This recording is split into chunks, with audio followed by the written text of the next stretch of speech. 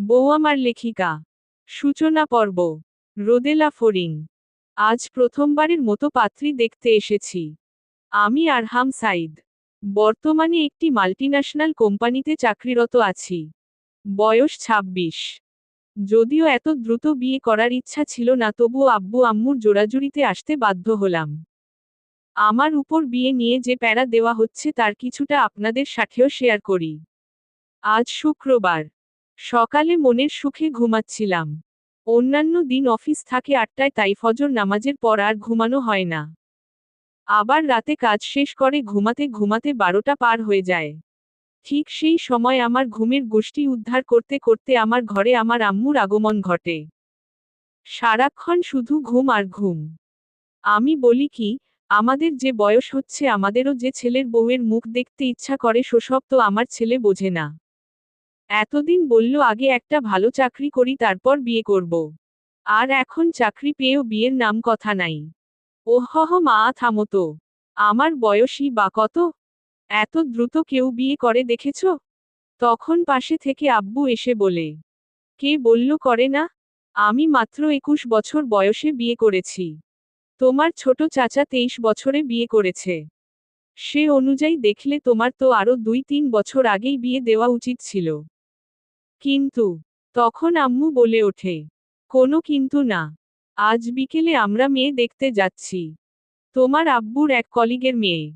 বেশ সুন্দর, সাথে ভীষণ ভদ্র। শুনেছি মেয়ে নাকি একটু চঞ্চল। তবে আমাদের কোনো মেয়ে নাই। তাই তোমার বউ হিসেবে আমাদের এমনই একজনকে চাই যে কিনা আমাদের মেয়ের অভাব পূরণ করবে।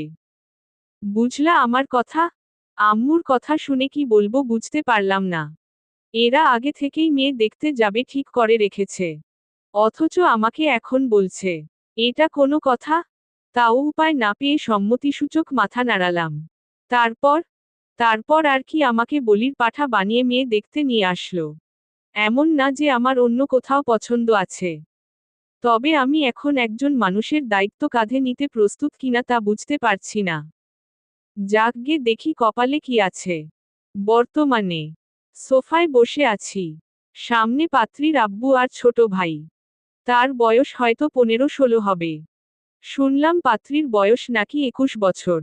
বাংলায় অনার্স করছে। সাথে আবার ফেসবুকে টুকটাক লেখালেখি করে। আমার আম্মু আব্বুর এই নিয়ে কোনো আপত্তি না থাকায় আমিও কিছু বলতে পারলাম না। কিছুক্ষণ পর পাত্রীকে আনা হলো। দেখতে বেশ মায়াবী, সাথে ভীষণ মিশুক স্বভাবের মনে হলো। অন্যদের শুনেছি পাত্রী দেখতে গেলে নাকি পাত্রীর হাত পায়ের কাঁপাকাঁপি অবস্থা হয়। তবে এই মেয়ের তার কোনোটাই হচ্ছে না। উল্টো হেসে হেসে এমনভাবে আম্মু আব্বুর সাথে কথা বলছে যেন কতদিনের পরিচয়। বিষয়টা আমার কাছে ভালো লাগলো। যাই হোক, আম্মু আব্বুর তো ভীষণ পছন্দ হলো মেয়ে, তাদেরও আমাকে পছন্দ হলো। তাই বিয়ের তারিখ ঠিক করা হলো ২ সপ্তাহ পরের শুক্রবার। এই শনিবারের পরের শনিবার থেকে বিয়ের বাজার করা শুরু হবে। তারপর বৃহস্পতিবার রাতে গায়ে হলুদ আর শুক্রবার বিয়ে। সবকিছু ঠিক হওয়ার পর মেয়েকে দেখলাম ফোনে কি যেন টাইপ করছে। আমার সন্দেহ হলো এর আবার কোনো প্রেমিক টেমিক নাই তো।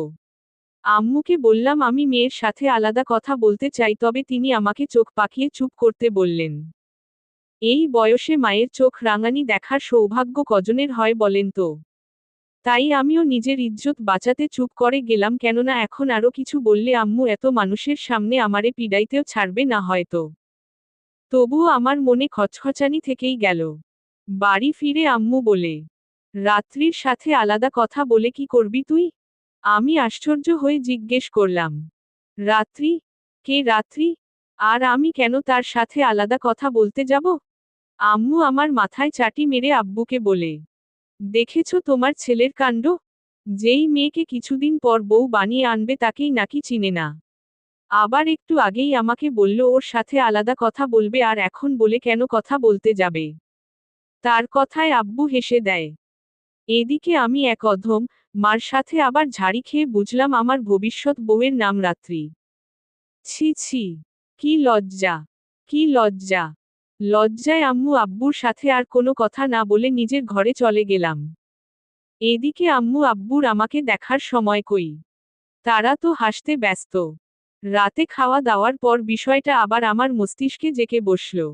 মনে মনে ভাবতে লাগলাম, মেয়ের যদি অন্য কোথাও সম্পর্ক থাকে তো আমাকে বিয়ে করতে কেন রাজি হলো? নাকি বিয়ের দিন প্রেমিকের সাথে পালিয়ে যাওয়ার চিন্তা করছে? না না, তাইলে তো আম্মু আব্বুর সম্মান মাটিতে মিশে যাবে। তাছাড়া আম্মু আব্বুর এই মেয়েকে অনেক পছন্দ হয়েছে। এমন হলে আম্মু আব্বু অনেক কষ্ট পাবে। আমারও তো বেশ ভালোই লাগলো। আহহ, কি মায়াবী চেহারা! দেখলে সারা জীবন দেখতেই মন চাইবে। কি সুন্দর চোখ দুটো! চোখের ঘন পাপড়ির সাথে বেশ মানিয়েছে ডাগর ডাগর চোখ জোড়া। আর ঠোঁট! আস্তাগফিরুল্লাহ! কি সব ভাবতে লাগলাম। ওই মেয়ের যদি প্রেমিক থাকে তখন কি হবে? আমি জানব কিভাবে ওর সম্পর্কে? ওহহ আল্লাহ, এই কোন জ্বালায় পড়লাম! এসব ভাবতে ভাবতেই একসময় ঘুমের রাজ্যে পাড়ি জমালাম। পর্ব ২। এভাবেই ১ সপ্তাহ কেটে গেল। তবুও আমার মনের খচখচানি দূর হলো না। মেয়েটির সাথে একবার সোজাসুজি কথা হলে ভালো হতো, কিন্তু ফোন নাম্বার বা আইডিও তো নাই। একবার ভাবলাম ফেসবুকে সার্চ দেই। যেই ভাবনা সেই কাজ। তো সার্চ দিয়ে দেখি প্রায় ২০০+ আইডি আছে এই নামে। পুরো নামটাও তো জানি না। এখানে রাত্রি জাহান, রাত্রি তাবাসসুম, রাত্রি তাহিয়ার আরও কত নাম্মম। এত নামের মধ্যে লেখিকা রাত্রিকে খুঁজব কিভাবে? আম্মুর কাছে জিজ্ঞেস করাও যাবে না। তিনি তো রেগে ফায়ার হয়ে যাবেন। এসব ভাবনার মাঝেই আব্বু এসে সকালের নাস্তার জন্য ডেকে গেল। খেতে বসে আম্মু বলল, কাল থেকে তো বিয়ের বাজার শুরু করতে হবে। আমি আনমনা ছিলাম, যার কারণে শুনতে পাইনি। আমাকে হুদাই মাথা নাড়াইতে দেখে আম্মু বলে, কি হলো, কি হলো? আমি কোনো কথা না বলায় আব্বু পাশে থেকে বাম হাতে আমার কাঁধ ধরে ঝাঁকি দিল। হঠাৎ এমন করাই আমি আমার চিন্তাজগৎ থেকে ফিরে এসে বলি, হুম, কি হলো? তাদের দিকে তাকালে দেখি দুজনেই আমার দিকে অবাক চোখে চেয়ে আছে। তাদের ওমন তাকানো দেখে আমি অপ্রস্তুত হয়ে পড়ি। একটা ক্যাবলা হাসি দিয়ে বলি, কি হলো, ওভাবে চেয়ে আছো কেন? আমার কথার জবাবে আম্মু বলে, কোন জগতে ছিলেন বাপজান? তার এমনভাবে কথা বলায় বুঝে ফেলি কাম সারছে। কিছু একটা আকাম নির্ঘাত করেছি। তাই কথা কাটাতে বানিয়ে বানিয়ে বললাম, আসলে আম্মুর অফিসে একটা নতুন প্রজেক্ট নিয়ে কাজ চলছে, বুঝলা তো? তো ওই প্রজেক্টের দায়িত্বে আমি আছি। ওইটা নিয়েই ভাবছিলাম কিভাবে কাজটা সুন্দর মতো করা যায়। এই কাজটা ভালো মতো হলে প্রমোশন পাইতে পারি তো। তোমরা কোনো আইডিয়া দিতে পারো? শেষের কথাটা একটু ভাবুক হয়েই বলি। আমার কথা শুনে আম্মু আব্বুর রিকশনের কোনো পরিবর্তন দেখা যায় না। আমি মনে মনে বলি, আল্লাহ রে! বিশ্বাস করল না নাকি? আবার বললাম, কি হলো? কিছু বলছো না কেন? আব্বু বলে, না এমনই। ও ও ও, তো আম্মা কি বলছিলা? হ্যাঁ, যা বলছিলাম। কালকে থেকে বিয়ের বাজার শুরু করতে হবে। তাই রাজীব সাহেব বললেন আজ বিকেলে রাত্রির সাথে দেখা করে নিতে আর জানতে যে সে সব কিছু কেমন চায়। যদিও ওকেও নিয়ে যাওয়া হবে বাজার করতে, তবুও তোমাদের মধ্যে একান্তে কিছু কথা বলে নেওয়া ভালো। তাই ভেবে আমিও রাজি হয়ে গেছি। তো রাত্রির নাম্বারটা খাওয়া শেষে আমার ফোন থেকে নিয়ে ওর সাথে একবার কথা বলে নাও। তারপর বিকালে কোথাও দেখা করো দুজনে। আম্মুর কথায় মনে মনে ভাবি, হে আল্লাহ, তোমার কি চিন্তা! এ তো দেখি মেঘ না চাইতেন বৃষ্টি। আম্মুকে একটু সিরিয়াস মুখ করেই বললাম, আচ্ছা, সে তখন করা যাবে দেখা সাক্ষাৎ। আম্মু আব্বু আর কোনো কথা না বলে খাওয়ায় মনোযোগ দেয়। খাওয়া শেষ করে আম্মুর ফোন থেকে নিজের ফোনে রাত্রির নাম্বারটা তুলে নিয়ে আসি। গত 1 ঘন্টা ধরে ভাবছি তাকে কল দিব কিনা। শেষ পর্যন্ত সিদ্ধান্ত নিলাম যেহেতু আম্মু দেখা করতে বলেছে, কল দিতে বলেছে, তখন দিয়েই দেখি। সেই ভাবনা থেকেই কল দিলাম। বেশ কিছু সময় বাদে কল রিসিভ করল কল। তারপর এক মেয়েলি ভয়েস কানে আসলো। সে বলছে, আসসালামু আলাইকুম। রাত্রি ফাইরোজ বলছি। আপনি কে? কি বলবো? জীবনে প্রথমবার কোনো মেয়ের সাথে ফোন কলে কথা বলছি। তাই সামান্য ইতস্তত বোধ কাজ করছে। আবার ওদিক থেকে মেয়েলি কণ্ঠে বারবার ভেসে আসছে এক কথা, কে বলছেন। তাই নিজেকে ধাতস্থ করে নিয়ে তাকে সালাম দিলাম। আসসালামু আলাইকুম। ওয়ালাইকুমুস সালাম। কে আপনি? জি, আমি আরহাম সাইদ। চিনলেন? যার সাথে আমার বিয়ে ঠিক হয়েছে?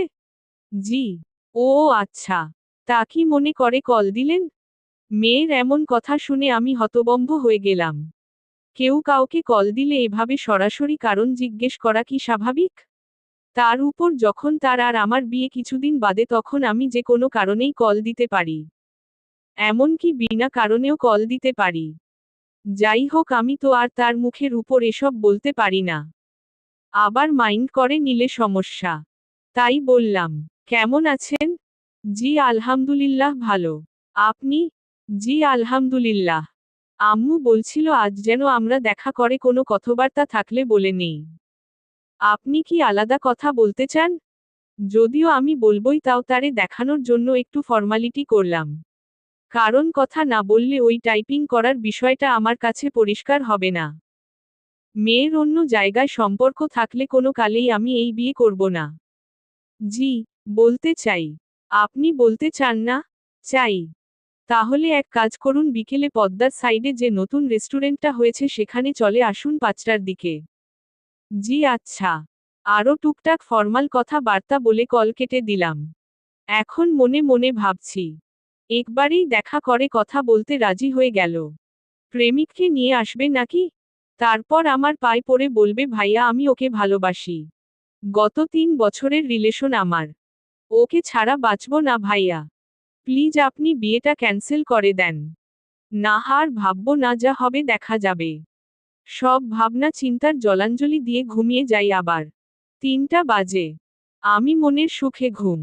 সেই সময় আম্মা এসে তার ঐতিহাসিক ভাষণ শুরু করে দিল। কখন যাবি মেয়েটার সাথে দেখা করতে? আর কত ঘুমাবি? এই উঠো, উঠঠঠো। 5টা পার হয়ে গেছে, যাবি না?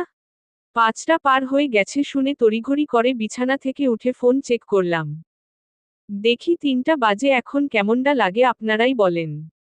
যাই হোক, আম্মাজানরে কিছু বলা যাবে না। তাই চুপচাপ ওয়াশরুমে চলে গেলাম ফ্রেশ হতে। ফ্রেশ হয়ে এসে কিছু হালকা খাবার খেয়ে বেরিয়ে পড়লাম পদ্মা পার যাওয়ার উদ্দেশ্যে। আমার বাড়ি থেকে যেতে প্রায় 50 মিনিট থেকে 1 ঘন্টা মতো সময় লাগে, সেই হিসেব করেই বের হলাম। বেরোনোর আগে আম্মা বারবার করে বলে দিয়েছে প্রথম আলাদা দেখা, তাই তার জন্য যেন কিছু নিয়ে যাই। তার কথা রাখতেই ফুলের দোকানে নেমে কিছু অর্কিড নিলাম তোড়া করে। আজকালকার মেয়েদের নাকি অর্কিড অনেক পছন্দ। আমি যাচ্ছি কিছুদিন আগের আমার আর আব্বুর জমানো টাকা দিয়ে কেনা 4 চাকার গাড়ি চড়ে। যেটাকে বড়লোকেরা কার বলে থাকে। তাদের কথায় আমি অবাকিত হয়ে যাই। নিজের টাকা দিয়ে গাড়ি কিনে কার কার করে ভাবা যায়? এটা কেবল বড়লোকেদের দ্বারাই সম্ভব। আমি তো 4 চাকার গাড়িই বলবো। এই যে আপনাদের গাড়ি সম্পর্কে বলতে বলতে সেই রেস্তোরাঁয় পৌঁছে গেছি। 20 মিনিট ধরে বসে আছি রেস্টুরেন্টে। এখনো রাত্রির আসার নাম নাই। কল দিলে বলল আর 5 মিনিট। আমিও 5 মিনিট শেষ হওয়ার অপেক্ষা করতে লাগলাম। এদিকে আমার মনটা কেমন জানি করছে। আল্লাহই জানে প্রেমিক নিয়ে আসছে নাকি। পর্ব 3। কিছুক্ষণ পরে রাত্রি আসলো, সাথে তার ভাই রাতুল। রাত্রির পরনে গোলাপি 3 পিসের সাথে কালো হিজাব। শ্যামলা দেহেও বেশ মানিয়েছে তাকে। এতটা মায়াবী মেয়ে আমি কখনো দেখিনি। তার দিকে তাকিয়ে থাকতে থাকতেই তারা আমার দিকে এগিয়ে আসলো। তাদের আমার বিপরীত চেয়ার দুটোতে বসতে বললাম। তারা বসলে আমি রাতুলের সাথে বেশ অনেকক্ষণ গালগল্প করে কি খাবে জিজ্ঞাসা করলাম। সে জানালো কিছু খাবে না। তবে আমিও তো আর না খাওয়া পর্যন্ত ছাড়ব না। তাই সে বারবার না বললেও আমি সেই রেস্তোরাঁর কিছু জনপ্রিয় খাবার অর্ডার দিলাম। রাত্রির সাথে টুকটাক ফর্মাল কথা বার্তা বললাম। তবে আমার কাছে মনে হলো রাত্রি ওর ভাইয়ের সামনে আমার সাথে কথা বলতে ইতস্তত বোধ করছে। তাই রাতুলকে বললাম, ভাইয়া তুমি খাও। আমি আর তোমার আপু একটু ওইদিক থেকে ঘুরে আসি। রাতুল 15 বছরের ছেলে। অবুঝ বাচ্চা তো নয়। হয়তো বুঝলো আমরা আলাদা কথা বলতে চাই, তাই আর কোনো কথা না বাড়িয়ে সম্মতি দিয়ে নিজের খাওয়ায় মনোযোগ দিল। আমি আর রাত্রি সেখান থেকে বের হয়ে একটু দূরে নদীর ধারে একটা বেঞ্চিতে বসলাম। আমার হৃদস্পন্দন বেড়ে গেছে। আল্লাহই জানে এখন কি বলবে। সে বলে, আপনার কি অন্য কাউকে পছন্দ আছে? লে। ওর কথা শুনে আমার মনে তো আবার আনচান আনচান করা শুরু করে। এখন হয়তো বলবে যে আপনার পছন্দের মেয়েকে বিয়ে করে নিয়েন। আমি আপনাকে বিয়ে করতে পারবো না। এসব ভেবে আমি মনে মনে আল্লাহর নাম নিতে থাকি। সে আমার দিকে তাকিয়ে উত্তরের অপেক্ষা করছে। আমি বললাম, জি না, তেমন কেউ নাই। আমাকে আপনার পছন্দ হয়েছে? না হওয়ার মতো কোনো কারণ আছে কি? আমার আম্মু আব্বুর আপনাকে অনেক পছন্দ। না মানে আমি কালো তো? এমন ন্যারো মাইন্ডেড আমি বা আমার পরিবার নই যে বর্ণ বৈষম্যের মতো কুপ্রথা মেনে চলব। আপনাকে নিয়ে আমাদের কোনো সমস্যা নাই। আমাকে কিছু জিজ্ঞেস করবেন না? আপনার পছন্দের কেউ আছে? সে কিছু সময় চুপ থাকল। এদিকে আমার হৃদস্পন্দনের গতি বেড়েই চলেছে উত্তর জানার জন্য। সে কিছু সময় বাদে মুচকি হেসে বলল, না তো, তেমন কেউ নাই। ও আচ্ছা। ওর উত্তর শুনে আমার মনটা যে কি পরিমাণ প্রশান্তি পেয়েছে কি বলবো। তখন ওইখানেই নাচতে মন চাইছিল। কিন্তু নাচলে লোকে পাগল বলবে তাই আইডিয়াটা বাদ দিলাম। যাই হোক তার সাথে আরো কিছু কথাবার্তা বলে রেস্টুরেন্টে চলে আসলাম। সেখানে টুকটাক খাওয়া দাওয়া করে আমার সেই 4 চাকার গাড়িতে ওদের বাসায় পৌঁছে দিয়ে নিজেও বাসায় চলে আসলাম। রাতে মনে মনে ভাবছি, ইসস আমি কত বুদ্ধু।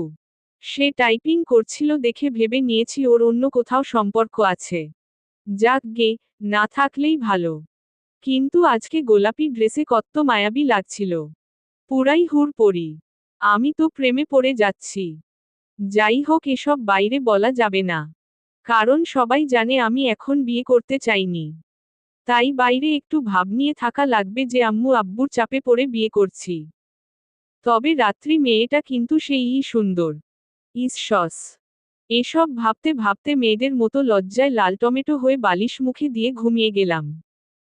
পরদিন সকাল 10টায় আম্মুকে নিয়ে 4 চাকার গাড়িতে বেরিয়ে পড়লাম রাত্রিদের বাড়ির উদ্দেশ্যে। সেখান থেকে তাকে ও রাতুলকে নিয়ে বিয়ের বাজার করতে চলে গেলাম। শপিং মলে পৌঁছে কি এক কারবার। কারো নাকি শাড়ি পছন্দ হয় না। এটা কোনো কথা? এত বড় শপিং মলে এত এত শাড়ি কোনোটাই নাকি আমার মা আর তার হবু বৌমার মনে ধরে না। তাদের চক্করে আরো 2-3টা শপিং মল ঘুরলাম।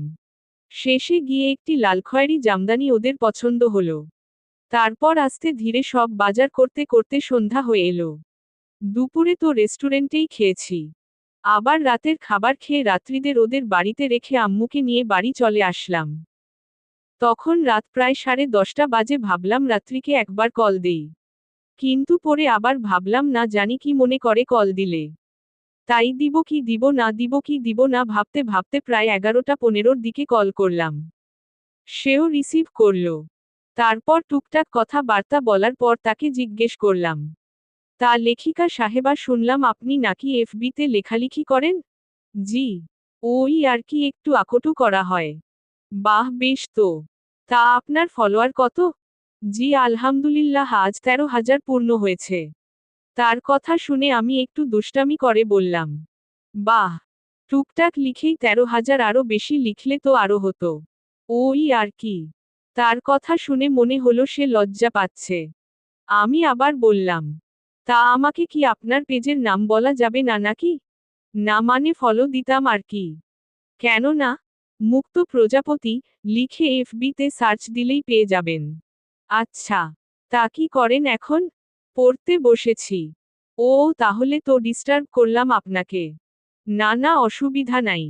এখন রেস্ট নিচ্ছিলাম। রাতে খেয়েছেন? জি একটু আগেই খেলাম। আপনি? জি আমিও। তার সাথে আরো বেশ কিছু কথা বলে তাকে পড়তে বলে কল কেটে দিলাম। কল কাটার পর এফবিতে লগ ইন করে তার পেজ খুঁজলাম। প্রথম সারিতেই পেয়ে গেলাম। ভাবলাম একটা গল্প পড়ে দেখি তাই শেষ যে গল্পটা খতম দিয়েছে তা পড়া শুরু করলাম। পড়ে বেশ ভালোই লাগলো। গল্পটার কাহিনী অনেকটা এমন ছিল যে একটা কালো মেয়েকে কেউ বিয়ে করতে চায় না। তার গায়ের রঙের জন্য অনেকে তাকে রিজেক্ট করে। পরে সে যখন নিজের যোগ্যতা দিয়ে প্রতিষ্ঠিত হয় তখন অনেকেই তাকে বিয়ে করতে চায় তবে সে যখন কালো ছিল তখন যে ছেলেটা তাকে ভালোবাসত সে তাকে বিয়ের প্রস্তাব দেয় এবং শেষে ওদের বিয়ে হয়। গল্পটা পড়া শেষ করে রাত্রির চিন্তা ভাবনায় আমি আরও একবার মুগ্ধ হই। মেয়েটা বেশ চমৎকার। ওর প্রশংসা করতে করতে কখন যে ঘুম চলে আসে বুঝি না। এভাবেই কিছুদিন কেটে যায়। প্রতিদিন রাতেই নিয়ম করে একবার রাত্রির সাথে ফোন কলে কথা হয়। এখন ওর সাথে অনেকটাই ফ্রি হয়ে গেছি।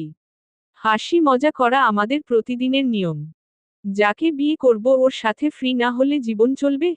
আপনারাই বলেন। আর প্রতি রাতেই কথা বলার মাঝে সে আমাকে তার গল্পগুলো পড়ে তাতে রিয়্যাক্ট কমেন্ট করতে বলে। এই এক জ্বালা লেখিকা বিয়ে করার। সে নাকি গল্প দেওয়ার সাথে সাথে আমাকে তা পড়তে হবে। এটা কোনো কথা? আমার সময় না হলে কেমনে কি করি আপনারাই বলেন। সে যাক গে। এই কদিনে এটা ঠিকই বুঝেছি রাত্রি মেয়েটা বেশ মিশুক। সাথে তার লেখালেখির প্রতি প্রবল টান। এই টান না আবার বিয়ের পর আমার গলার ফাঁস হয়ে ঝুলে পড়ে। ওর এই গুণটা আমার কাছে বেগুনের মতো মনে হচ্ছে। এখন কপালে কি আছে আল্লাহ মালুম। কাল আমাদের বিয়ে।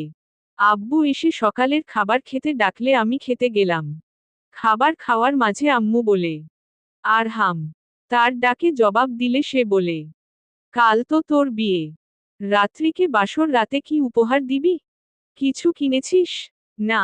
বিকেলে কিনতে যাব। আচ্ছা। তবে খবরদার হাবিজাবি কিছু কিনে আনবি না যাতে আবার রাত্রির পছন্দ না হয়। আম্মুর কথা শুনে কচু গাছে ফাঁস লাগাতে ইচ্ছা করছে। আমি কি বাচ্চা যে হাবিজাবি কিছু কিনে আনব? এই আমার মাটা আমার উপর একদমই বিশ্বাস করতে পারে না। এখনো আমাকে মারে। আমি তো ভয় আছি রাত্রি বাড়িতে আসলে না তার সামনে আমাকে পিডাই। আল্লাহ গো! আমার আম্মুটাকে একটু সুবুদ্ধি দাও। যেন যেখানে সেখানে আমার ইজ্জত নিয়ে টানাটানি না করে। প্লিজ জজ আল্লাহ হহ। পর্ব ৪। বিকেলে আমার ৪ চাকার গাড়ি নিয়ে বেরিয়ে পড়লাম মার্কেট যাওয়ার উদ্দেশ্যে। ভাবলাম রাত্রির জন্য একটা আংটি আর গলার লকেট নিব। আম্মু যদিও অনেক ধরনের স্বর্ণের গহনা বানিয়ে রেখেছে তাও আমাকে তো গিফট দিতেই হবে। আর এগুলো ছাড়া মাথায় কিছু আসছে না। কয়েকটা দোকান ঘুরেও কিছু পছন্দ হলো না তাই ভাবলাম পাশের কোনো শহরে গিয়ে খুঁজব কিন্তু সময় দেখে বুঝলাম তা আর সম্ভব না। তাই রাজশাহীর মধ্যেই আরও কিছু দোকান খুঁজলাম। অনেক খোঁজাখুঁজির পর মনের মতো আংটি আর লকেট পেলাম। তা কিনে নিয়ে বাসায় চলে আসলাম। আসলে অনলাইনেও আজকাল অনেক জায়গায় এসব জিনিসপত্র বিক্রি করে। তবে আমি অনলাইন ক্রয়ের উপর বিশ্বাস করতে পারিনি। কিছু মাস আগে আমার এক কলেজ ফ্রেন্ড অনলাইনে একটা নতুন স্যামসাং এর ফোন অর্ডার দিয়েছিল। অর্ডার দেওয়ার ১ সপ্তাহ পর তার কাছে ফোন আসলে সে দেখে সেখানে সে যে ফোন অর্ডার দিয়েছে তা নেই উল্টো ওয়ানপ্লাসের একটা কম দামি ফোন আছে। আর সে অনলাইন পেমেন্ট করেছিল ৩০,০০০ টাকা কিন্তু ফোন এসেছিল ১৫,০০০ টাকার যা আবার সেকেন্ড হ্যান্ড ছিল। অর্থাৎ তার পেমেন্ট করা অর্ধেক টাকা পানিতেই গেছে। পরবর্তীতে সে ফোন ব্যাক করতে চাইলে পেজের মালিক তা নিতে আপত্তি করে। তারপর এই নিয়ে হহুত ক্যাচাল হয়। তাই অনলাইনকে ভরসা করতে পারিনি। দেখা গেল অর্ডার দিলাম সোনার আংটি আর বাসায় আসলো বাচ্চাদের খেলনার আংটি। বিশ্বাস করা যায় না ভাই। এই তো দেখুন আপনাদের কাহিনী শোনাতে শোনাতে আমার ৪ চাকার গাড়ি বাড়ি চলে এসেছে। বাড়িতে ঢোকা মাত্রই আম্মু এক প্রকার আমার থেকে শপিং ব্যাগগুলো ছিনিয়ে নিল। লকেট আর আংটির সাথে রাত্রির জন্য দুটো শাড়িও কিনেছিলাম। একটা মেরুন কালারের আর অন্যটি গোলাপি কালারের। সেদিন রেস্টুরেন্টে রাত্রিকে আমার গোলাপি রঙের জামা পরে বেশ মায়াবী লেগেছিল তাই দেখা মাত্রই কিনে নিয়েছি। আম্মু আংটির বক্স খুলছে আর আমার দিকে খেয়ে নেওয়া নজরে তাকিয়ে আছে। আমার তো জান যায় যায় অবস্থা। আরে ভাই আগে খুলো দেখো তারপর ভালো না লাগলে তো মারবাই তো আগে থেকে এমন খেয়ে ফেলা নজরে তাকানোর মানে কি? যাই হোক এসব কথা মনে মনে বলাই ভালো। না হলে ভুল করেও যদি কানে চলে যায় আম্মুর তাহলে আমাকে আর বিয়ে করা লাগবে না। আজকেই জানাজা পড়ানো হবে আমার। আম্মু অনেক খুঁটিয়ে খুঁটিয়ে কিনে আনা সবকিছু দেখল। দেখা শেষে বলল, কি ব্যাপার রে আরহাম? কাকে নিয়ে মার্কেট গিয়েছিলি তুই? আমি তো মনে মনে অর্ধেক মরেই গেছি ভয়ে। কেন বলছে এসব? আম্মু এমন কেন? সোজাসুজি কিছু বলতে পারে না? খালি ভয় দেখায় কেন? আম্মুর এসব কারবারে আজ পর্যন্ত কতবার যে মন থেকে অর্ধেক মরে গেছি ভয়ের ঠেলাই আমি নিজেই জানি না। আমি মনে মনে এসব ভাবছি আর আম্মু আমার দিকে আবার সেই ঐতিহাসিক খেয়ে ফেলার লুক নিয়ে চেয়ে আছে। ধুর, ভাল লাগে না। খালি এমন ভয় দেখায়। আমি বললাম, একাই গেছিলাম। কেন? তোর মাথায় এত সুবুদ্ধি আসলো কোথা থেকে? বেশ ভালো দেখেই তো গহনা আর শাড়ি কিনে এনেছিস। ভালো হয়েছে? হু, লাউ ঠেলা মোর জ্বালা। ভালো হয়েছে তো এতক্ষণ মেরে ফেলা নজরে তাকাচ্ছিল কেন? আর পুলিশের মতো জেরাই বা করছিল কেন? এই মা জাতিকে বুঝে উঠা কারো কর্ম না ভাই। আম্মুর সাথে আরো কিছু বকবক করে ঘরে আসলাম। ঘরে এসে রাত্রিকে কল দিয়ে কিছুক্ষণ কথা বললাম। সে জানালো তার নাকি আজকের পর্ব পোস্ট করা হয়নি তাই পরে কথা বলবে। তা বলে কল কেটে দিল। যা শালা, আমার থেকে নাকি পোস্ট বড়। আল্লাহ গো, এ কি দিলা আমার কপালে। ওর এমন সব কাজের চিন্তা করতে করতে কখন যে ঘুমিয়ে গেছি বুঝতেই পারিনি। ঘুম ভাঙল পরদিন ভোর 6টায়। ঘুম থেকে উঠে দেখি সকাল। এ মা, আমি না মাত্র ঘুমালাম, সকাল হলো কিভাবে? আব্বু রাতে খেতেও ডাকেনি নাকি? আমার বাপ মাটা এমন ক্যা? এইসব বিড়বিড় করতে করতে ওয়াশরুম থেকে ফ্রেশ হয়ে আসলাম। বেকনিতে দাঁড়িয়ে দেখি সকালের পরিবেশটা সেই সুন্দর। তাই একটু সৌন্দর্য উপভোগ করতে হাঁটতে বের হলাম। রাস্তায় খুব কম মানুষ। অক্টোবর মাসের শেষ সপ্তাহ চলে তাই ভোরবেলা অল্প শীত শীত লাগে। আগে বুঝি নাই শীত লাগবে। আগে বুঝলে চাদর নিয়ে আসতাম। কি আর করা, সবই কপাল। কোনো দোকান টোকান খোলা নাই দেখি। কিছু দূর এগিয়ে মোড়ের দিকে গেলাম। মোড়ে গিয়ে দেখি বাবু ভাইয়ের চায়ের দোকান খোলা আছে তাই সেখানেই গিয়ে বসলাম। বাবু ভাই, 1 কাপ দুধ চা দাও তো। এই কি সাইদ তুমি? তোমার না আইজ বিয়া? হ্যাঁ, বিয়ে তো। কেন? তা বিয়ার দিন সকাল বেলা আমার দোকানে আইছো কে? আইজ বাড়িতে একটু রূপচর্চা কইরতা। আরে ধুর, কি যে বলো না তুমি। ও ও হ্যাঁ, আমি তো ভুইলাই গেছিলাম, আমাগো এলাকার সব থাইক্কা সুন্দর পোলা হইতাছো গিয়া তুমি। তোমার কি আর রূপচর্চা করন লাগে? আসলে আমার গায়ের রং ফর্সা, সাথে হাইট 5 ফিট 11 ইঞ্চি হওয়ায় আমাদের এলাকার অনেকেই আমাকে এলাকার সবথেকে সুদর্শন ছেলে বলে আখ্যায়িত করে। যদিও এই নিয়ে আমার কোনো অহংকার নাই। তবে বছর 2 আগেও এই আখ্যানের সুবিধা নিয়েছি আমি। মানে এই খেতাব থাকা এলাকায় আমার জুনিয়র পোলাপানগণ আমার প্রচুর ভক্ত ছিল। তো কোনো কামকাজ করার হলে ওদের দিয়ে করাই নিতাম, এই আর কি। বাবু ভাইয়ের সাথে আরো কিছু ফাও আলাপ করে 1 কাপ চা খেয়ে বাড়ি ফিরলাম। বাড়ি এসে দেখি, এমা, আমার বাপ মা তো সারা বাড়ি মাথায় উঠাই ফেলেছে। আমি আসা মাত্রই আম্মু এসে টেনে ডান গালে 1 থাপ্পড় লাগাই দিল। আর আমি তো বনে গেছি। আল্লাহ, কি করলাম? থাবড়ানি দিল ক্যা? আল্লাহর দুনিয়ায় এখন হাত পা ছড়াই ছিটাই কাঁদতে ইচ্ছা করছে। কিন্তু এতগুলো মানুষের সামনে এত বড় আমি কাঁদলে বিষয়টা ভালো দেখায় না, তাই কাঁদতেও পারলাম না। কিন্তু আমার মাই যে আমার ইজ্জতটা খায়া নিল তার কি? আমি আম্মুর দিকে ফ্যালফ্যাল করে চেয়ে আছি। তারে দেখে লাগছে সে কাঁদছিল। সে বলা শুরু করল, কোথায় গেছিলি?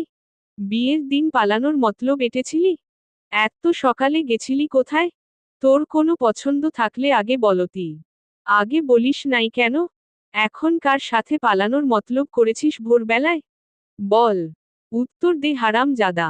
লাউ ঠেলা মোর জ্বালা। আমি কখন পালাইলাম? এই যে আপনাদের বলেছিলাম না আমার বাপ মা আমারে বিশ্বাস করে না। দেখলেন তো, একটু হাঁটতে গেছি বলে কিনা পালিয়ে গেছি। ও, তার মানে এই জন্যই তার এত কান্নাকাটি। আমি আম্মুর শান্ত হওয়ার অপেক্ষা করলাম।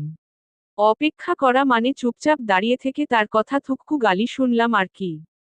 তার বলা শেষ হলে আমি বললাম, আমি যদি পালিয়েই যাই তো আবার বাসায় আসলাম কেন? আর পছন্দের কেউ থাকলে তো তোমাদের বলতামই নাকি? সকালে জলদি ঘুম ভেঙেছিল তাই একটু হাঁটতে গেছিলাম। আগে যদি জানতাম এই হাঁটতে যাওয়ার জন্য আমাকে থাপ্পড় খেতে হবে তাহলে খোদার কসম যাইতাম না। আমার কথা শুনে আম্মু আব্বু একটু শান্ত হয়। এত সকালে সব আত্মীয় স্বজন চলে আসবে বুঝিনি আমি। যদি বুঝতাম কোনো কালেই যেতাম না হাঁটতে। এতগুলো লোকের সামনে ইজ্জত পাঞ্চার হয়ে গেল ধুরোর। সব ঠিকঠাক করে নিজের ঘরে চলে আসলাম। এসেই গোসল করতে চলে গেলাম। প্রায় 11টার দিকে বরযাত্রী অর্থাৎ আমরা রাত্রিদের বাড়ি গিয়ে পৌঁছালাম। গিয়েই দেখি অনেক পোলাপাইন গেট ধরেছে। সেখানে হহুত নাটক শেষ করে তারা গেট খুলে দিল। অবশ্য ফাউ খুলেনি, আমার পকেট থেকে 20,000 খসিয়ে তারপর ঢুকতে দিয়েছে আমাদের। কিন্তু তাদের মতে এটা তাদের অধিকার, তাই তাদের কিছু বলা যাবে না। পর্ব 5। বেশ কিছুক্ষণ ধরে সব নিয়ম কানুন পালনের পর আমার আর রাত্রির বিয়ে পড়ানো শুরু হয়। বিয়ে পড়ানো শেষে রাত্রিকে আমার পাশে এনে বসানো হয়। তারপর আরও নানান ধরনের নিয়ম কানুন পালন করা হয়। সন্ধ্যা বেলায় রাত্রিকে আমাদের বাসায় নিয়ে আনা হয়। বিদায়ের সময় এত কাঁদছিল, সে কি বলবো। বেচারির অবস্থা দেখেই খারাপ লাগছিল। কিন্তু কি আর করার, যেখানকার জিনিস সেখানে তো আশায় লাগবে নাকি। রাত 12টা বাজতে চলল। এতক্ষণে আমার পকেট ফাঁকা করে আমার ভাই বোনগুলো দরজার সামনে থেকে সরল। আমি এক বুক আশা নিয়ে ঘরে ঢুকলাম যে আমার বউ আমার জন্য বিছানায় বসে ঘোমটা মাথায় অপেক্ষা করছে। কিন্তু এ কি? ভেতরে গিয়ে দেখি রাত্রি আরামসে বিছানার হেডবোর্ডে গা এলিয়ে দিয়ে ফোনে টাইপিং করছে। আমি শিওর বেডি গল্প লিখছে। কিন্তু তাই বলে আজকেও? আজ অন্তত বাদ দেওয়া যেত না? আমি তার সামনে গিয়ে গলা খাকারি দিলাম। সে খেয়াল করল আমি এসেছি। তারপর সে ফোনটা বিছানার একদিকে রেখে বিছানা থেকে নেমে আমার পা ধরে সালাম করতে আসলে আমি তাকে বাধা দেই। কি করছো? কেন? সালাম করছি। পা ছুঁয়ে সালাম করা তোমাকে কে শিখালো? অনেকেই তো করে দেখেছি। ওসব ভুল দেখেছ। আল্লাহ বাদে আর কারো সামনে মাথা নত করতে নাই। তাই পা ছুঁয়ে সালাম করা একটা ভুল প্রথা। এরপর থেকে কখনো যেন এমনটা না দেখি। আচ্ছা, তাহলে সালাম করব না? করবে, তবে মুখে সালাম দিয়ে পা না ছুঁয়ে। আচ্ছা। আসসালামু আলাইকুম। ওয়ালাইকুমুসসালাম। কথা শেষ করে তাকে ফ্রেশ হয়ে অজু করে আসতে বললাম। সে আমার কথা মতো করতে গেল। এদিকে আমি মনে মনে ভাবছি, আল্লাহ, এই মেয়ে কি বাসর ঘরে বসেও গল্প লিখছে। আমার কি আদৌ বাসর করা হবে? ধুর, ভাল্লাগে না। লোকজনের গল্প শুনি, বউ মাথায় ঘোমটা দিয়ে বসে থাকে, তারা ঘরে গেলে তাদের দেখে লজ্জা পায়, আরো কত কি। এদিকে আমার বেলা দেখো। আল্লাহ, এ আবার কোন মুসিবত? আমার দুশ্চিন্তার মাঝেই রাত্রি ফ্রেশ হয়ে অজু করে চলে আসে। সে আসলে আমি গিয়ে ফ্রেশ হয়ে অজু করে এসে দুজনে 2 রাকাত নফল নামাজ পড়ে নেই। নামাজ শেষে রাত্রি আমাকে বলে, শুনছেন? হুম, বলো। আসলে গল্পের আজকের পর্বের আরেকটু লেখা বাকি আছে। তো আমি ওটা শেষ করে নেই। দেখেন, ব্যাপারটা বাসর রাতে স্বামীর কাছে পারমিশন নিচ্ছে গল্প লিখার। তবে মুখের উপর না করে দিতেও কেমন জানি লাগলো। তাই বললাম, কতক্ষণ লাগবে? এই তো আর 1-8 ঘন্টার মতো। বলেই একটা মুচকি হাসি দিল। আর আমি গাধা ওর ওই হাসিতে গলে গেলাম। যতই হোক, এতদিনে ভালোবেসে ফেলেছি, তাই পিছু পা হওয়ার উপায় নাই। তাই বললাম, আচ্ছা লিখো। সে আবার বিছানায় উঠে বসে ফোন হাতে নিয়ে নিজের কাজে ব্যস্ত হয়ে গেল। আমিও বিছানায় বসলাম। আসলে বিয়ের আগে রাত্রিকে আপনি বলতাম, তবে বিয়ের পর সে আমার ব্যক্তিগত সম্পত্তি, তাই তুমিই বলছি। আর আমার মতে আপনির থেকে তুমি ডাকটাই বেশি আপন আপন টান আসে। রাত প্রায় 2:30টা বাজতে চলল। রাত্রি এখনো টাইপিং করে চলেছে। আমি তাকে প্রশ্ন করলাম, আর কতক্ষণ লাগবে তোমার? এই তো হয়ে গেছে। বলেই আর 2-একটা শব্দ লিখল হয়তো, দিয়ে ফোন পাশে রেখে দিল। 3:30টা বাজতে চলল। আমার বাসর রাত পানি হয়ে গেল। ধুর্র। রাত্রিকে দেখে ক্লান্ত লাগলো। লাগারই কথা। একে তো সারাদিন বিয়ের খাটনি, তার উপর এতক্ষণ ধরে ফোনের দিকে তাকায় ছিল। তাই ছকটু মায়া হলো। তার উপর ওই যে ভালোবাসি। সেই ভালোবাসার চক্করে তাকে বললাম, ঘুমিয়ে যাও। আপনি ক্লান্ত? হুম, ঘুমাও। আচ্ছা। বলেই সে আমার বুকে এসে ঘাপটি মেরে শুয়ে পড়ল। ওর এই কাজটা আমার খুব ভালো লাগলো। আর যাই হোক, বুকে ঘুমাতে বলা লাগেনি, আল্লাহর বান্দি নিজেই বুঝেছে। তো তাকে বুকে নিয়ে ঘুমের রাজ্যে পাড়ি জমালাম। ফজরের সময় ঘুম থেকে উঠে আবার ঘুমালাম আমি। আর রাত্রি গোসল করে চুল শুকাতে ব্যস্ত হয়ে পড়ল। সকাল 8টার দিকে রাত্রিকে ডাকতে আসলো আমার খালাতো বোন। সেই বেডি আবার আরেক চিজ। ঘরের সামনে এসে দরজায় নক করে চিল্লাচ্ছে, আজকের মতো ভাবিরে রেহাই দাও ভাই, আবার রাতে পাবা। বলেন তো মেজাজটা কেমনটা করে? বউকে চুমুটাও দিতে পারলাম না, আর এই বেডি এসব উল্টা পাল্টা এমন ভাবে চিল্লাচ্ছে যে আমরা কি না কি করছি আর সে দেখে নিয়েছে। ছ্যাঃ রে জিন্দেগি। এখন নিচে যামু কোন মুখে? এই বেডি যেভাবে চিল্লিনি দিয়েছে বাসার সবাই শুনতে পেয়ে গেছে শিওর। ধ্যাত তৎ। ভাল্লাগে না। ওর অমন কথা শুনে রাত্রি বেলকনি থেকে ঘরে আসে। ততক্ষণে আমি বিছানা থেকে নেমে দরজা খুলে দিয়েছি। দরজা খুলেই ওকে এক ধমক দিলাম। ভ্যারি। এমন ভেড়ার মতো চিল্লাচ্ছিস কেন? আর কি সব উল্টা পাল্টা বকছিস? তোর কথা শুনে বাড়ির লোকজন কি ভাববে? তোর মধ্যে কমন সেন্সের অভাব নাকি? দিন দিন বেয়াদব হচ্ছিস। তোর বিয়ের ব্যবস্থা করছি দাঁড়া। এক নিঃশ্বাসে সবটুকু কথা বলে রাগী চোখে ওর দিকে তাকিয়ে থাকলাম। আমার কথা শুনে ওর 28 দাঁত ভ্যাটকিয়ে বলে, হে হে ভাই তুমি রাগ করছো কেন? আমি তো মজা করছিলাম। কেউ শুনেনি। বাদ দাও বাদ দাও। এখন ভাবিকে নিয়ে যাই? খালা ডাকে। বেডির কথা শুনে থাবড়ানি দিতে মন চায়। কেউ বলে শুনেনি। রাত্রির দিকে তাকালে দেখি সেও আমার দিকে অসহায় চোখে চেয়ে আছে। মানেটা অনেকটা এমন যে তার ইজ্জতের দফা রফা হয়ে গেছে।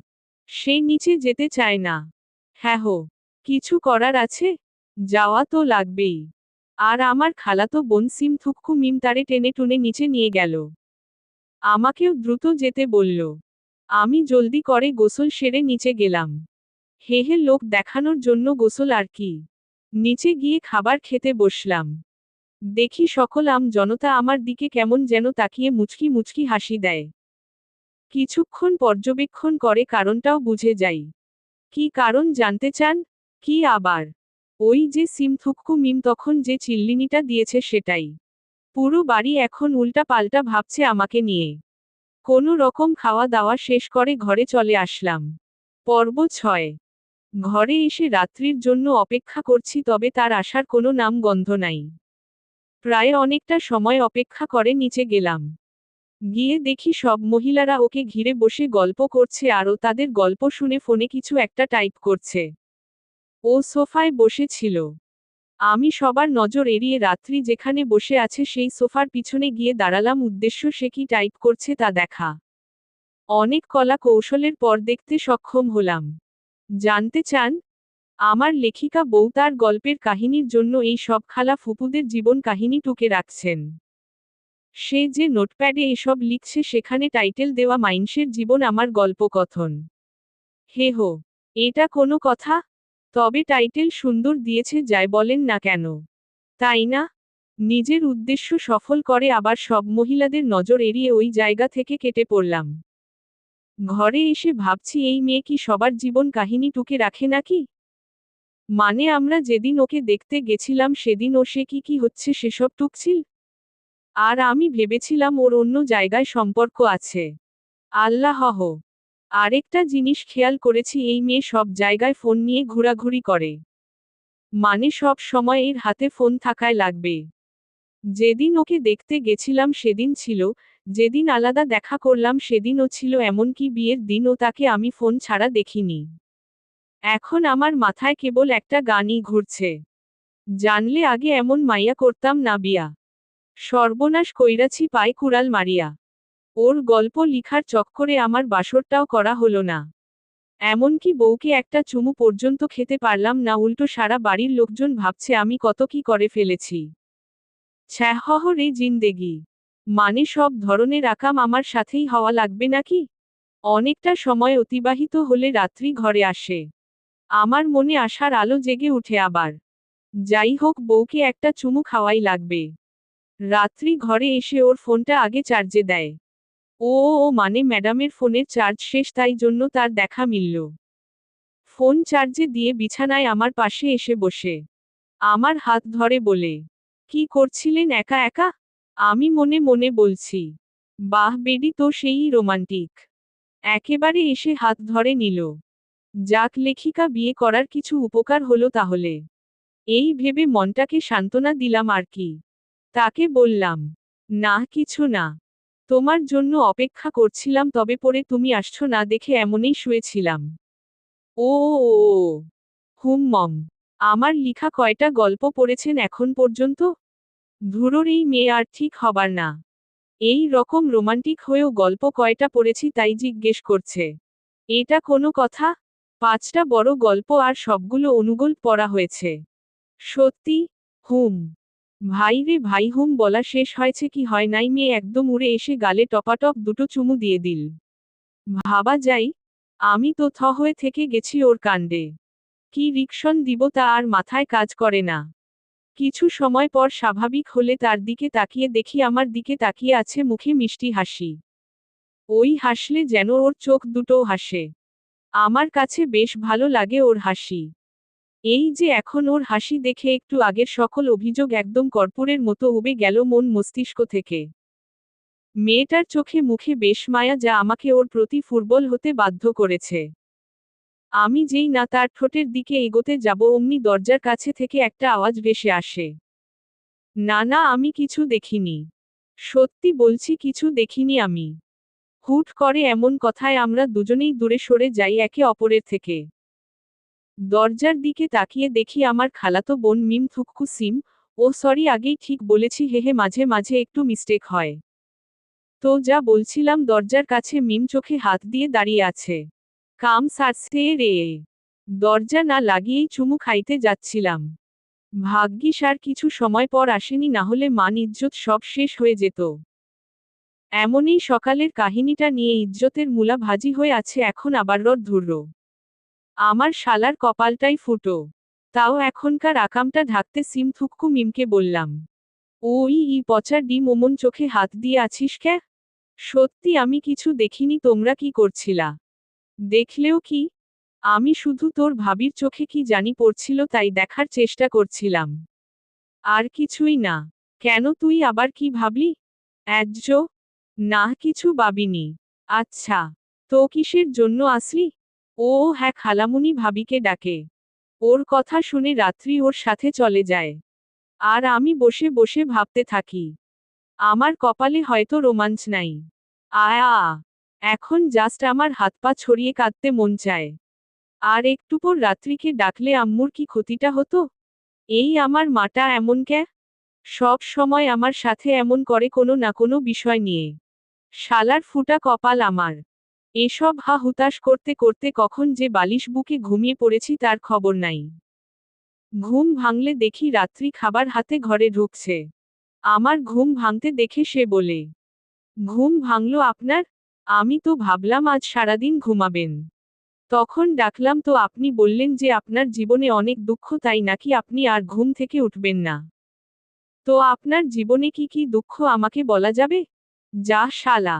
ঘুমের ঘোরে আবার কি উল্টা পাল্টা বলেছি একে। আমি কিছু না বলে কেবল 32 পার্টি বের করে একটা ক্যাবলাট মার্কা হাসি দেই। অন্তিম পর্ব। হাসিটা বেশি বিস্তারিত না করে দ্রুত ওয়াশরুমে গিয়ে ফ্রেশ হয়ে আসি। আসার পর রাত্রিকে বলি, কয়টা বাজে? 4টা। কেন? না এমনি। অনেকদিন পর এতক্ষণ ঘুমালাম তো তাই। ওহ। রাত্রিকে দেখে মনে হচ্ছে কিছু একটা লুকাচ্ছে আমার থেকে। কেমন যেন আমার দিকে মুচকি মুচকি হাসি মাখা নজরে বারবার তাকাচ্ছে। ওর নজরই বলে দিচ্ছে আমি আবার কিছু একটা আকাম করেছি। কিন্তু সেসব পাত্তা না দিয়ে ওকে বললাম, দুপুরে খেয়েছো? হুম আম্মু, আব্বুর সাথে খেয়েছি। যদিও আপনার জন্য অপেক্ষা করতে চেয়েছিলাম কিন্তু তারা জোর করে খাওয়াই দিল। রাত্রির প্রথমের কথা শুনে একটু কষ্ট পেলেও পরের কথা শুনে মনে হলো যে না, ঠিকই আছে, আমার জন্য অপেক্ষা করলে দেরি হয়ে যেত। আগে খেয়ে নিয়েছে, ভালো করেছে। আমাকে কিছু বলতে না দেখে সে আবার বলে, এখন খেয়ে নেন। খাবার গরম করে এনেছিলাম, আবার ঠান্ডা হতে চলল। হুম দাও। আমি খেতে শুরু করি আর রাত্রি ওর ফোন নিয়ে বসে হয়তো গল্প লিখবে। খাওয়া শেষ করে যেই না প্লেট নিয়ে উঠতে যাব, রাত্রি জিজ্ঞেস করে, কোথায় যাচ্ছেন? প্লেট রান্নাঘরে রাখতে। আমাকে দেন। আমি রেখে আসছি। না থাক, তুমি গল্প লিখো। আরে না, দেন আমি যাই। বলতে গেলে এক প্রকার আমার থেকে ছিনিয়ে প্লেট নিয়ে চলে গেল সে। আমি হতবম্ব হয়ে দাঁড়িয়ে আছি। যেই মেয়ে কিনা বাসর রাতেও গল্প লিখল সে এখন তার গল্প লিখা রেখে আমার প্লেট রান্নাঘরে রাখতে গেল। বাহ। আমার এসব ভাবনার মধ্যে রাত্রি প্লেট রেখে চলে আসে। এসেই আবার ফোন টিপা শুরু করেছে। আমি ভাবলাম ও নিজের কাজ করছে, আমি একটু বাইরে থেকে ঘুরে আসি। যেই ভাবা সেই কাজ। জলদি চেঞ্জ করে আমার 4 চাকার গাড়ি নিয়ে বেরিয়ে পড়লাম। উদ্দেশ্য কলেজ রোড যাওয়া। শুনেছি রাত্রি ফুচকা খেতে ভালোবাসে। আর কলেজ গেটের ফুচকা নাকি অনেক মজা। তাই ভাবলাম একটু হাওয়া খাওয়া হবে, সাথে ওর জন্য ফুচকা নিয়ে আসা হবে। বাড়ির সব মেহমান বিকেল বেলায় চলে গেছে। সবাই নিজের জীবনে ব্যস্ত। কারো অফিস, কারো স্কুল কলেজ তাই চলে গেছে। গাড়ির অডিও প্লেয়ারে দেবের প্রেম কি বুঝিনি গানটা চালিয়ে দিলাম। আর গাড়ি চলতে থাকলো তার নিজ গতিতে। বাড়ি ফিরলাম রাত 8টা নাগাদ। এসে দেখি আম্মু আব্বু আর রাত্রি সোফায় বসে গল্প করছে। আমি ফুচকাগুলো রাত্রির হাতে দিলাম, বানিয়ে আনিনি, নরম হয়ে যাবে তাই। রাত্রিকে বানিয়ে প্লেটে আনতে বললাম সবার জন্য। সে আমার কথা মতো রান্নাঘরে চলে গেল।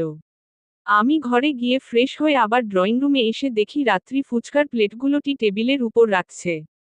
আমাকে আসতে দেখে আম্মু বলল, এই রাতের বেলা এসব আনতে গেলি কেন? একটু পরেই তো রাতের খাবার খাবো। যা শালা, এ আবার কোন মাকে দেখছি? আমার আম্মু রাত 8টা 12টা বুঝে না। এই বয়সে এসেও ফুচকা খেতে মন চাইলে আব্বুকে দিয়ে রাত 12টা বাজলেও সে ফুচকা আনিয়ে নেয়। তার কথা হয় তখন, যেখান থেকে পারবা ফুচকা এনে দাও, না হলে আমি অন্য ঘরে গেলাম। আপনাদের হয়তো মনে প্রশ্ন জাগছে, আমি কিভাবে জানলাম। আসলে একদিন রাত প্রায় 11:30টার দিকে পানি খেতে ডাইনিং এ আসছিলাম, রাস্তায় আম্মুর এসব কথা শুনতে পাই। যাই হোক, সে সব বাদ দিই। আমার মা আজ এটা কেমনে বলছে যে ফুচকা কেন আনলাম? আমাকে কোনো কথা বলতে না দেখে আম্মু আবার বলে, কি হলো? কথা বলো। ও না, আসলে কলেজ রোড গেছিলাম।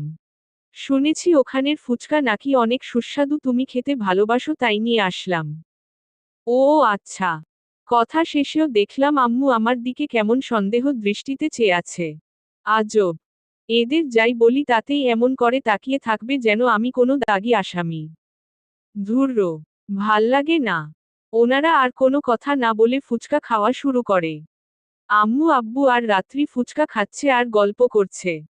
আমি ফেসবুক স্ক্রুল করছি। আমি এসব খাই না। মেয়েরা যে এই গু কালারের জিনিসে কি পায় তাই বুঝি না। যারেই দেখি ফুচকা পাগল। আর এই জিনিস আমার দেখতে বেহুদা লাগে। কিন্তু মা আর বউয়ের পছন্দ বলে আজ কিনে আনলাম। ওদের খাওয়া শেষ হলে যে যার ঘরে চলে যায়। আবার 10টার দিকে রাতের খাবার খেতে হবে, তাই এখন সবাই বিশ্রাম নিবে। আমিও ঘরে চলে আসলাম। আমি শুয়ে আছি। আমার পাশেই রাত্রি বসে আছে। বেশ কিছু সময় ধরে কেমন যেন উসখুস করছে, হয়তো কিছু বলতে চায়। আমি বললাম, কি হলো, এমন করছো কেন? কিছু বলবা? হুম। আসলে। কি? আপনি কি আমার উপর রেগে আছেন? তার কথায় আমার ভ্রুজোড়া কুঁচকে এলো। এই আবার এমন কথা বলে কেন? এমন কেন মনে হলো তোমার? আসলে আপনি ঘুমের ঘোরে বলছিলেন জীবনটাই বেদনা, বউ বাসর করতে দিল না, সেজন্য মনে হলো আপনি আমার উপর রেগে আছেন। ও আমার আল্লাহ! এই বেডি ওসব শুনে নিয়েছে? আসলে স্বপ্নে দেখছিলাম আমি আর রাত্রি একটা পাহাড়ি এলাকায় হানিমুনে গেছি। সেখানে গিয়েও সে সব সময় ফোন গুতায়। তাই বিরক্ত হয়ে এই কথাটা বলেছিলাম আমি স্বপ্নে। আমি রাত্রিকে বলি, না সেরকম কিছু না। আসলে স্বপ্নে ভুলভাল দেখে ওসব ভুলভাল কথা বলেছি। সত্যি তো? আমার গল্প লিখার জন্যই তো আপনি বাসর রাতে বাসর করতে পারেননি, সেজন্য আপনি রেগে নেই আমার উপর? না। সত্যি? একদম। তারপর দুজনে মিলে টুকটাক এটা সেটা নিয়ে হাসি ঠাট্টা করলাম 10টা পর্যন্ত। 10টা বাজলে খেতে গেলাম। রাত্রি জলদি খেয়ে ঘরে চলে আসলো। আমি ভাবলাম ফুচকা খাওয়ায় হয়তো বেশি খেতে পারল না, তাই চলে গেল। আমি আস্তে ধীরে খাওয়া শেষ করে ঘরে গেলাম। ঘরে এসে দেখি পুরো ঘর অন্ধকার হয়ে আছে। লাইটের সুইচ খুঁজে লাইট জ্বালালাম। তারপর সামনে তাকাতেই আমি থ হয়ে যাই। সামনে রাত্রির জায়গায় আমি হুর দেখতে পাচ্ছি। রাত্রি একটা লাল রঙের নাইট ড্রেস পরেছে। যেটা পরে ওকে অসম্ভব সুন্দর লাগছে। ঠোঁটে হালকা লাল লিপস্টিক দিয়েছে। তাছাড়া মুখে কোনো প্রসাধনী নাই। আর হয়তো একটু আতর দিয়েছে, যার ঘ্রাণ ভীষণ মিষ্টি। সম্পূর্ণ ঘরে ছড়িয়ে আছে সেই ঘ্রাণ। বেশ মন মাতানো ঘ্রাণ। যাই হোক, আমি ওর দিকে মোহগ্রস্তের ন্যায় এগিয়ে গেলাম। তার কাছে গিয়ে তাকে পেছনে থেকে জড়িয়ে ধরলাম। সে আমাকে বলল, আপনার পাওনা বাসর দিয়ে দিলাম। রাগ করবেন না কিন্তু। তার কথায় আমি আলতো হাসলাম। মেয়েটা আসলেই পাগল, তবে মনের বেশ ভালো। আর সেটাই তার প্রতি আমার দুর্বলতার প্রথম কারণ। তাকে নিজের দিকে ঘুরিয়ে তার কপালে একটি চুমু আঁকলাম। তারপর সারা মুখে। রাতটা গেল আদরে আদরে। এর থেকে বেশি কিছু লিখতে লেখিকা আপুর শরম করে, পাঠকগণ দয়া করে নিজেদের মতো ভেবে নিবেন। পার হয়ে গেছে 7টি বছর। এখন আমি 2 বাচ্চার বাপ। আমার ছেলে আহসানের 5 বছর আর মেয়ে আফিয়ার 3.5 বছর বয়স চলছে। কিন্তু আমার আম্মু আব্বু আগের মতোই আছে। মানে এখনো তারা আমাকে বিশ্বাস করে না। যে কোনো কথার পর একটা সন্দেহ ভরা নছরে তাকিয়ে থাকে। রাত্রিও সেই আগের মতোই নিজের গল্প লিখা আর সংসার নিয়ে ব্যস্ত। তবে আমি যদিও ভেবেছিলাম ওকে বিয়ে করে লস খেয়েছি, ব্যাপারটা তেমন হয়নি। মেয়ে যেমন তার গল্পকে প্রাধান্য দেয় তেমন আমাকেও দেয়। মাঝে মাঝে সে আমার থেকেও বেশি রোমান্টিক, মাঝে মাঝে রেগে যায়, মাঝে মাঝে ঝগড়া করে, আর ওর প্রতিটা রূপ আমাকে ঘায়েল করতে সক্ষম। ছেলে মেয়েকে নিয়ে বাইরে ঘুরতে গেছিলাম। বাসায় ঢোকা মাত্র দুজন কোল থেকে নেমে দাদু দাদির কাছে চলে গেল। আমি ঘরে চলে গেলাম। এটা ওদের অভ্যাস। বাড়িতে থাকলে সব সময় দাদু দাদির কাছে থাকে। ঘরে গিয়ে দেখি রাত্রি জামা কাপড় গুছাচ্ছে। আমি পেছনে থেকে তাকে জড়িয়ে ধরলাম। আর বললাম, ধন্যবাদ মায়াবতী, আমার জীবনটাকে পূর্ণ করে দেবার জন্য। সে ঘুরে গিয়ে জড়িয়ে ধরে বলল, আপনাকেও ধন্যবাদ আমাকে আমার মতো মেনে নেওয়ার জন্য। আসলে ভাই সাহেব, লেখিকা বিয়ে করাটা মন্দ না, মনের মিলটাই বড় কথা। আপনার বউ যে পেশাতেই নিযুক্ত থাকুক, ভালোবাসা থাকলে মন আপনাতেই খুশি হবে। সমাপ্ত।